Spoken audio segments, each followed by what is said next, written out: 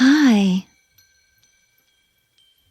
thanks for joining me, Clara, on this guided visualization for relaxation and sleep, where you'll experience spring in a valley in a remote area of the Himalayas.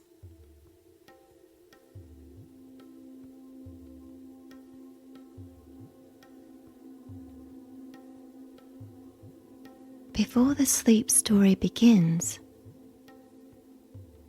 I'd like to take a few moments for a simple breathing exercise to help with relaxation. Find your favorite comfortable place.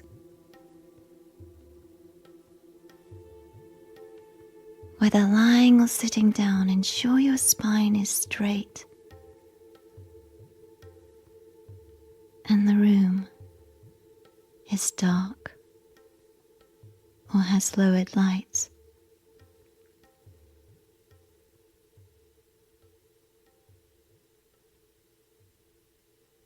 Close your eyes. Take one slow, deep breath through your nose into your belly. When your lungs are full of air, take a moment to pause here and then slowly exhale. Exhale all the air out of your lungs, taking a second to allow your body to let go and have a second to relax. Let's repeat this type of breathing.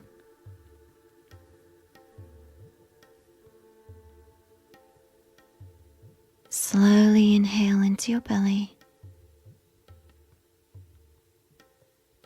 Pause. Then slowly exhale, letting go of all the energies that haven't been helpful for you today.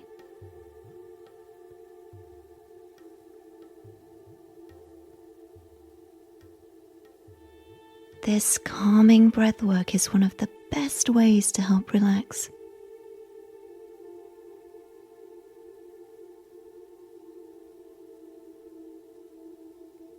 If you feel any anxiety or stress during the day, consider taking a few minutes at different points to focus on how you breathe.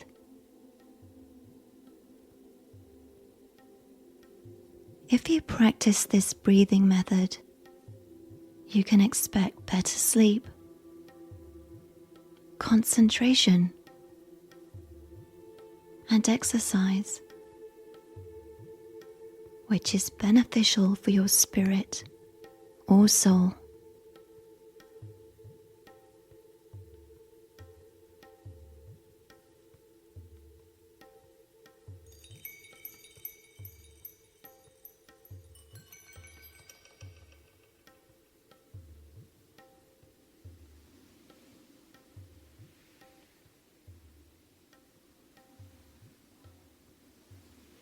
It was supposed to be spring here, but a bitter wind from the east blew in a blizzard that lasted 2 days and 3 nights.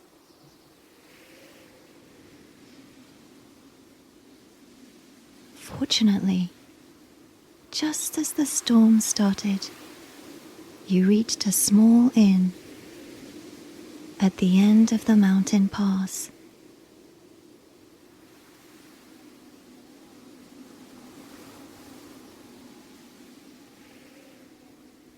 The innkeeper welcomed you warmly, giving you the last room, a small room at the top of a steep set of stairs.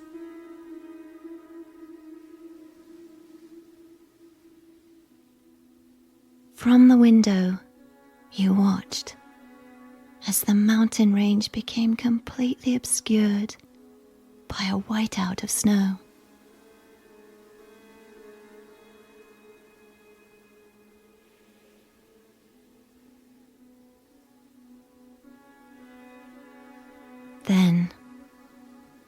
you headed to bed and covered yourself with a warm blanket made of silky, pure white sheepskin.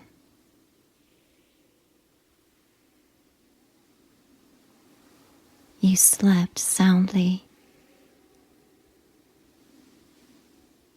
exhausted by days and days of walking on the trail, and lulled by the winds outside, raging and buffeting the walls.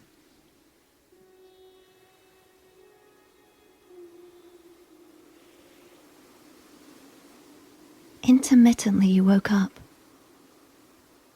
only to fall back to sleep, as if in a spell, cast over you by the ferocious storm.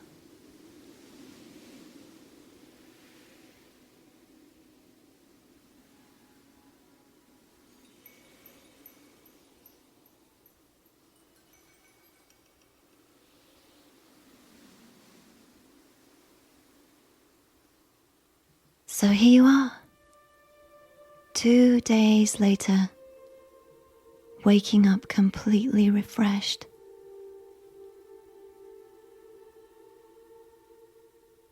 Brilliant sunshine pours through the window.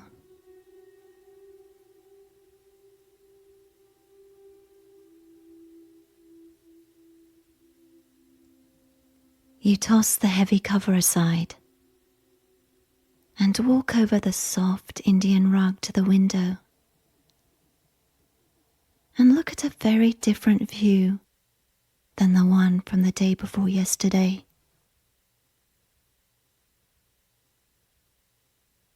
The morning sunlight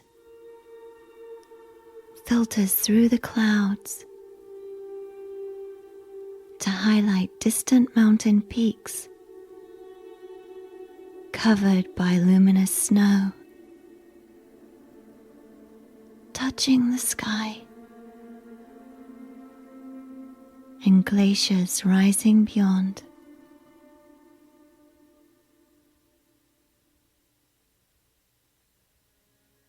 And you can still see the moon, faintly visible in the blue sky.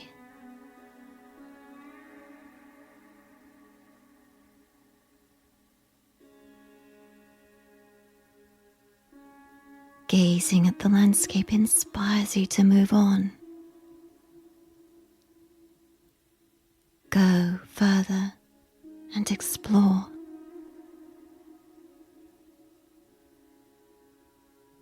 So you pack your gear into your backpack and leave the room, grateful for the sound sleep and shelter it gave you during the storm.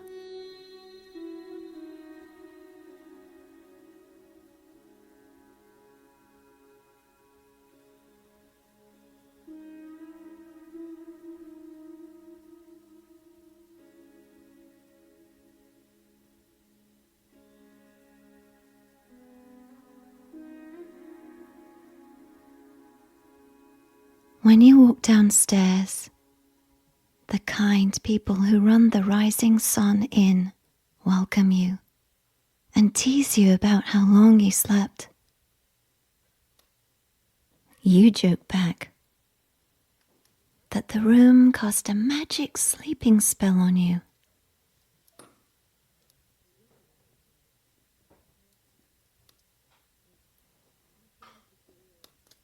Looking around the room, you notice all the candles in the kitchen have burned down into waxy puddles. But a warm fire crackles in the hearth, and the delicious aroma of breakfast in the air makes you hungry.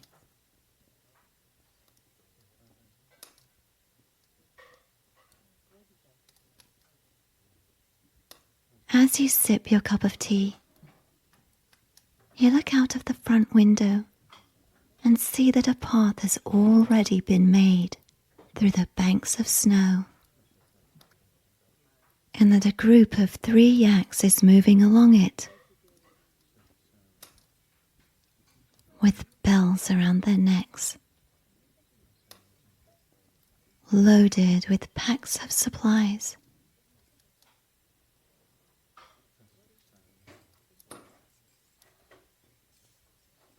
There are no roads here, only the trail, which is much the same as it's been for centuries.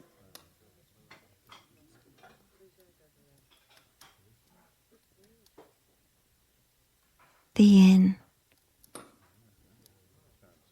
is in a remote, lofty place.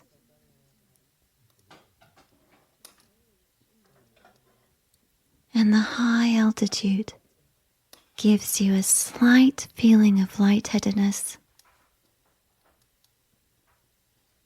even though you've acclimatized yourself during the time you've spent hiking here.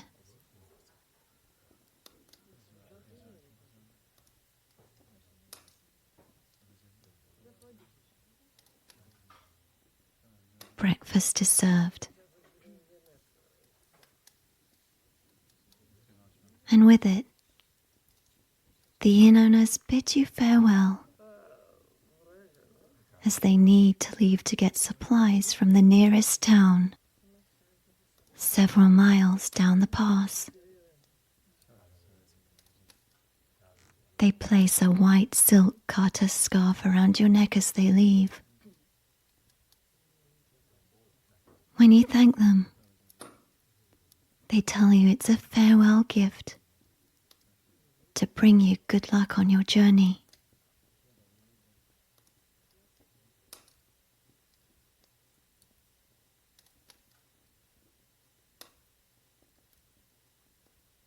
The inn seems empty when they've left.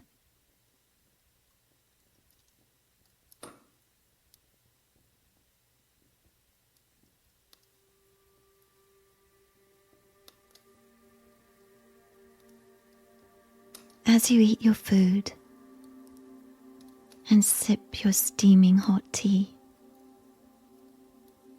you study the faded, beautiful patterns on the rug and think about this inn,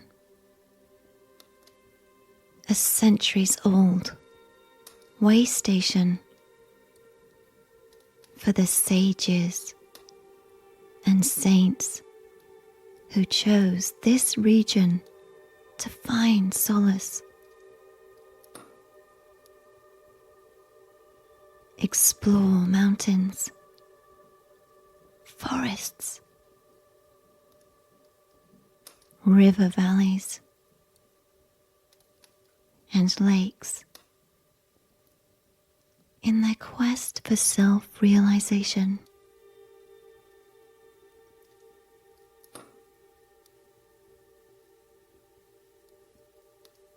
One of them was Bhagwan Swaminarayan, who left home at 11 and embarked on a 7-year spiritual journey across India, spending 3 years in the Himalayas.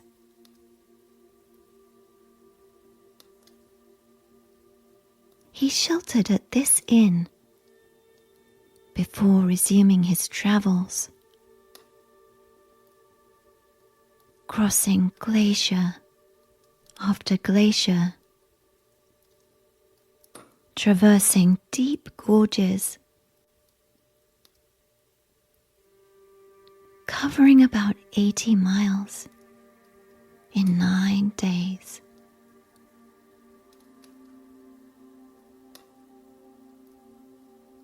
He navigated this rugged, high country without maps, food or money, wearing nothing but a loincloth around his waist, in temperatures that plunged way below zero.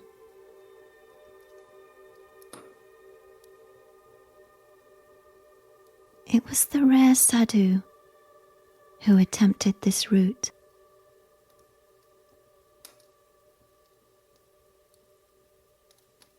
You're no sadhu, and are unsure what you seek here in these mountains, other than adventuring and absorbing the breathtaking landscape that makes your spirits soar.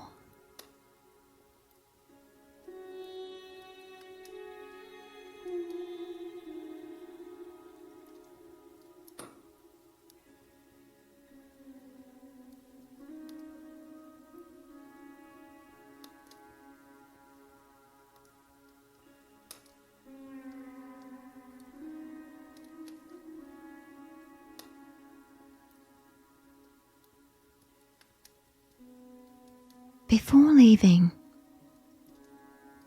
you attach a pair of crampons to the bottom of your boots to stop yourself from slipping on the ice and the snow, which still coats the fairly steep path.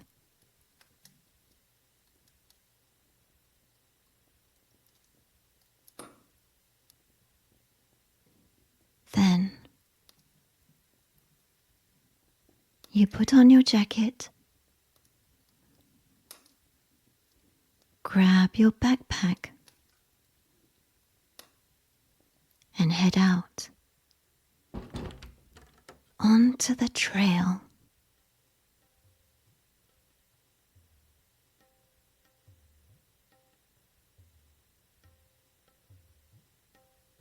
When you start walking, the sun feels warm on your back.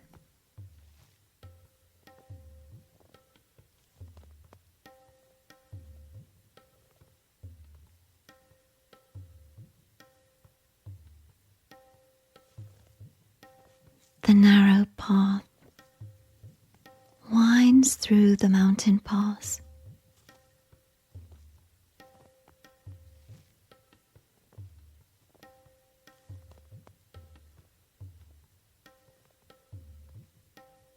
The air is crisp from the cold.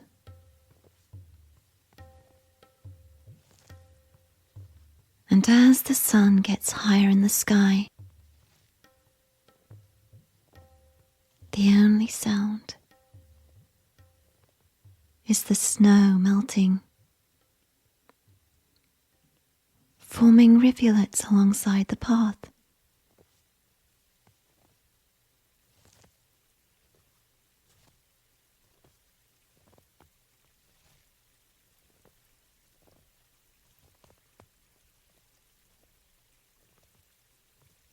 The air at these lofty heights is crystal clear.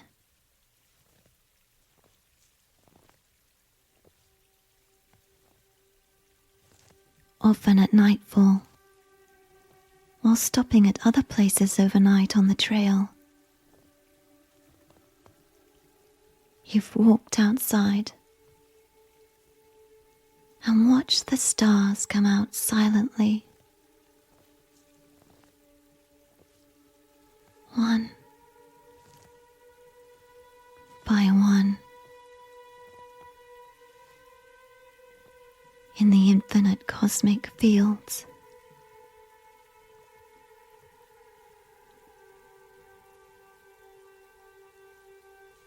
They shine brighter here because of the altitude, far removed from any artificial light.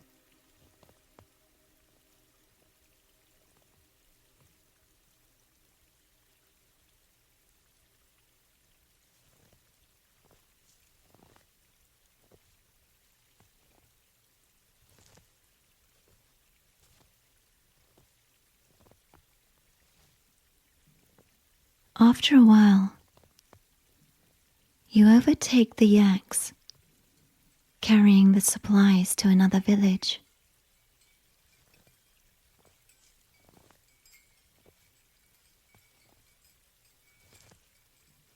The yaks are stubby, covered with dense curtains of fur.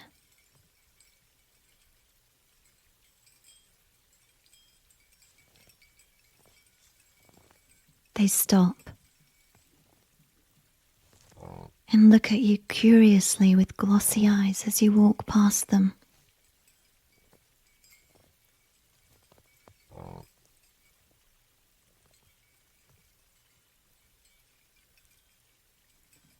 The herdsman is dressed in traditional gear and wears a beanie hat. He waves at you when you pass him.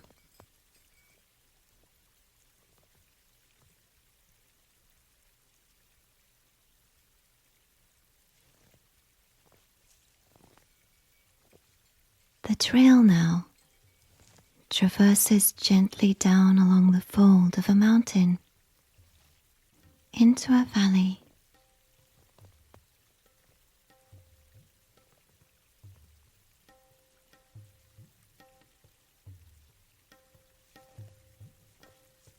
The sun gets higher and it gets warmer. And as you walk along, you shed your clothing.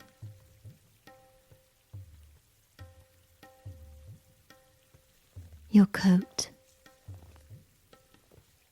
and your sweater.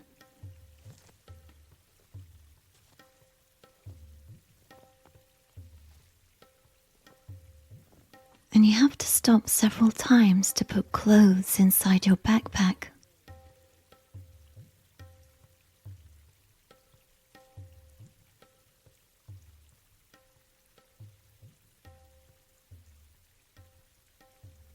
The path is melting too.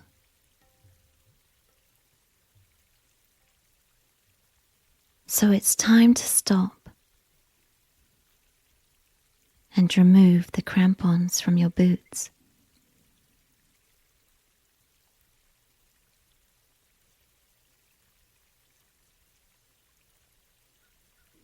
With the warmth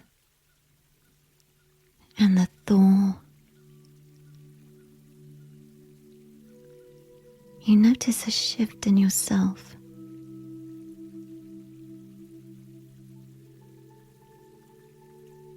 Your heart is melting.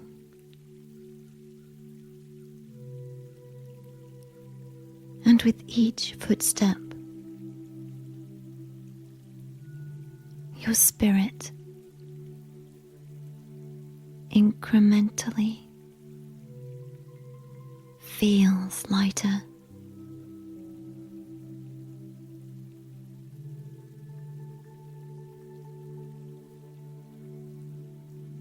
And in no time,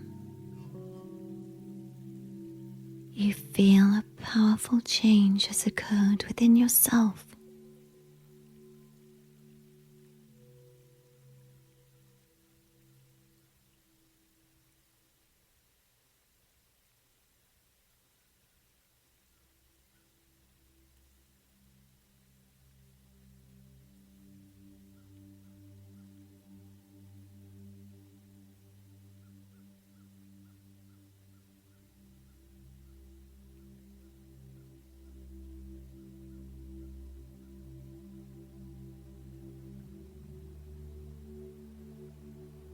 Eventually, you find yourself walking beside a crystal clear river.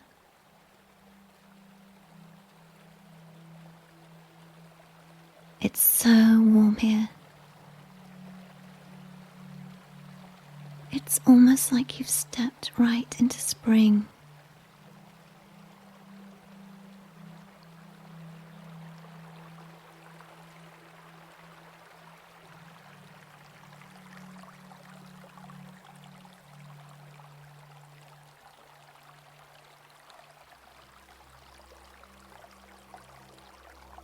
Up ahead is a footbridge crossing the river.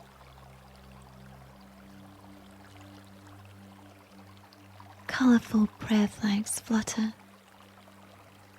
in the refreshing breeze from the cold mountain water.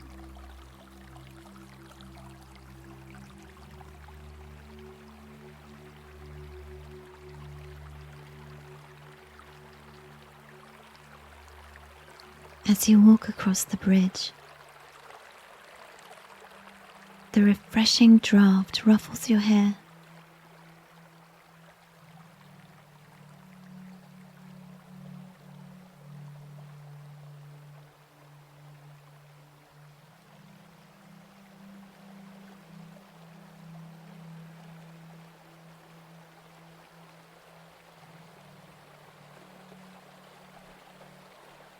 On the other side of the river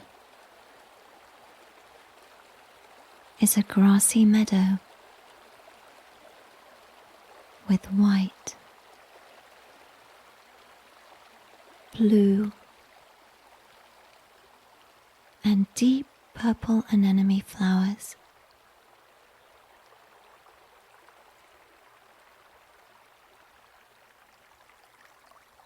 Spring has arrived at this valley.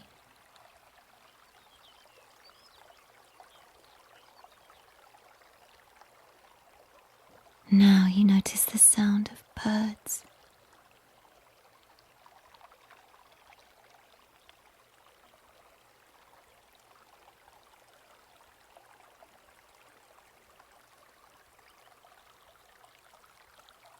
Everything has woken up from the long winter and is alive.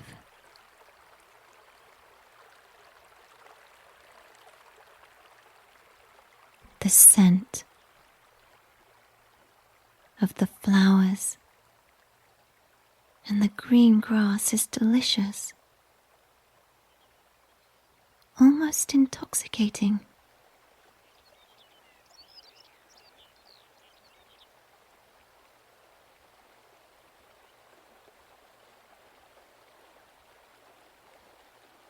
The path continues across the field towards the next mountain range, which is still covered with snow.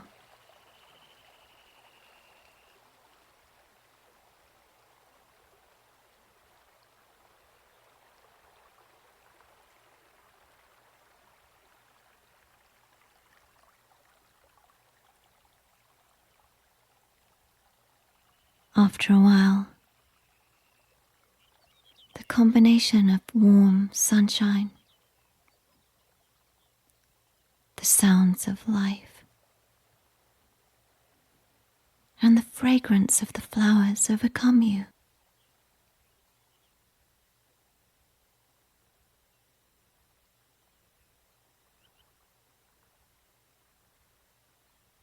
You take off your backpack and take out your sleeping pad.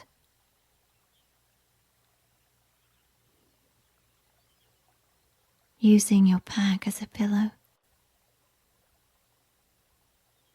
you lie down and look at the clear blue sky and the fluffy clouds forming above the high snow-covered peaks.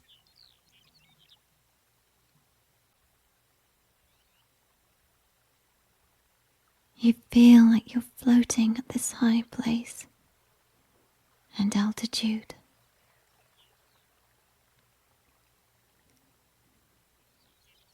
So you close your eyes and drift off to sleep.